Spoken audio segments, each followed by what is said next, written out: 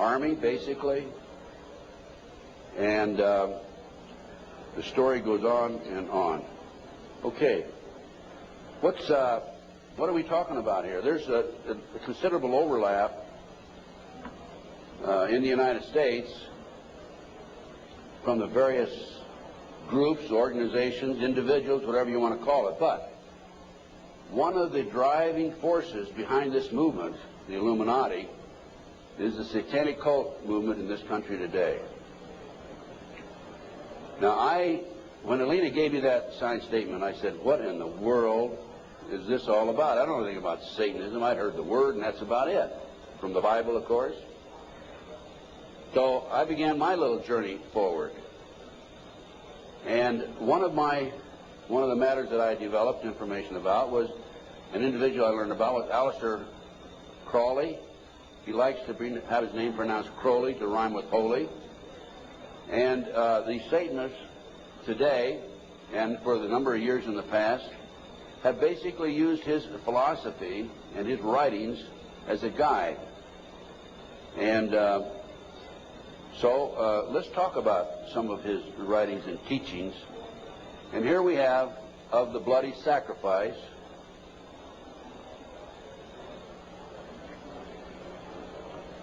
And here we have The Blood is the Life.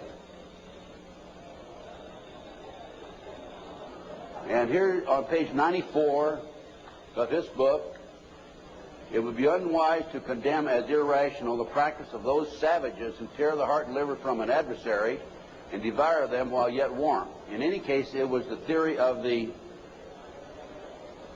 ancient magicians that any living being is a storehouse of energy varying in quantity according to the size and health of the animal, and in quality according to its mental and moral character. At the death of the animal, this energy is liberated suddenly. The animal should therefore be killed within the circle. We're talking about the satanic circle, or the triangle, as the base may be, so that its energy cannot escape. An animal should be selected whose nature accords that with that of the ceremony. Thus, by sacrificing a female lamb, one would not obtain any appreciative quantity of the fierce energy useful to a magician who was invoking Mars. In such a case, a ram would be more suitable, and this ram should be virgin. The whole potential of its original total energy should not have been diminished in any ways. And now listen to this sentence, folks, closely. For the highest spiritual working, one must accordingly choose that victim which contains the greatest and purest force.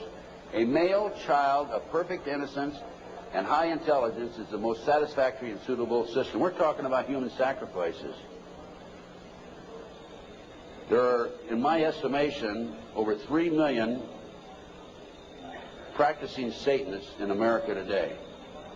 Now, how did I come up with those figures? I have informants.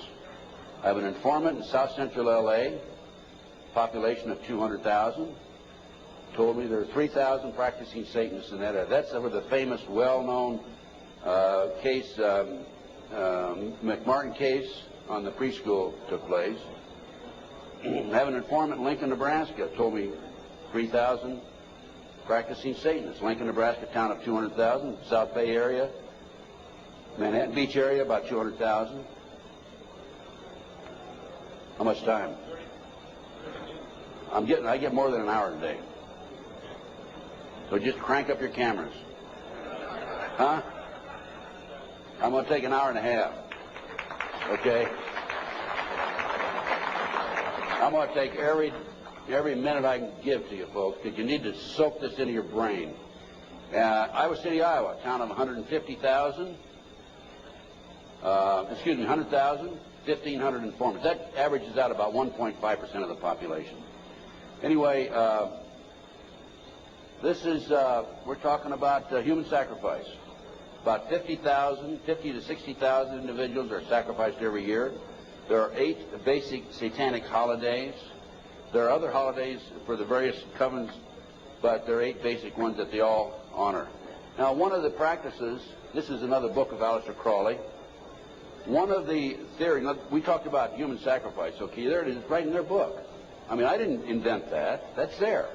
Another aspect of their religion, if you want to call it religion. By the way, the federal government does recognize the satanic movement as a religion. Yet in Linda's case, the word Satanism was brought up by her husband's defense attorney. They sealed the records, have not made it available, and when she writes to her children and says, believe in God, she gets a letter back from these people saying, you can't mention God in your letter to your children. That's just an example, okay? Okay, we're talking here about the 666. That's the beast. That's Aleister Crowley himself. Moreover, the beast 666 advises that all children shall be accustomed from infancy to witness every type of sexual act, as also the process of birth, lest falsehood fog and mystery stupefy their minds, whose error else might thwart and misdirect the growth of their subconscious system of self-symbolism. What we're talking about there is children from birth being exposed to sex. These people, the satanic movement in the world, has set up preschools throughout the world for the purpose of getting their hands on our children. The parents drop them off at 9 in the morning, come back and pick them up at 4, 3, 4, 5 at night. In the meantime, in many of these preschools, the children are exposed to sex from the time of birth. In Linda Wiegand's case, it's exactly what happened. These children have been exposed to sex from the time that her ex-husband got his hands on those babies right up to the present time. And I have a page missing, and I'll have to dig that one up some. I don't know what happened to that page. Maybe the Satanist got it.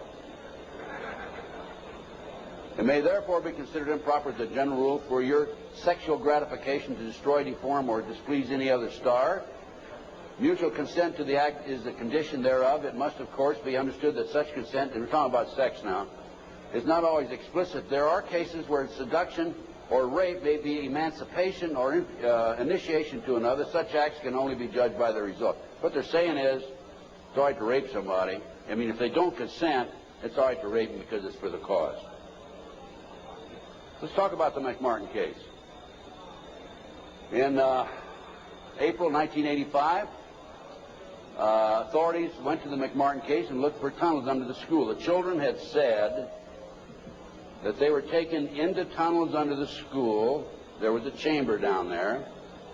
They were sexually molested. That involved ceremonies, adults with robes, candles, chanting.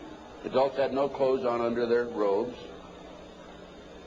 And they were taken up into a tunnel and a triplex, a bathroom trapdoor of the triplex next door. They were taken out in automobiles. We're talking about 2, 3, 4-year-old children, folks, and prostituted in the community. The authorities received this complaint in 1983. They began their investigation. The authorities finally, in 1985, went out and decided to look for the tunnels because they said the children were hallucinating. The children also said that they were taken by air up into a mountainous area where they were exposed to satanic ceremonies based on what they described, and brought back in time for the parents to pick up the kids. So the authorities didn't find anything. We're getting off. Pull those next slides.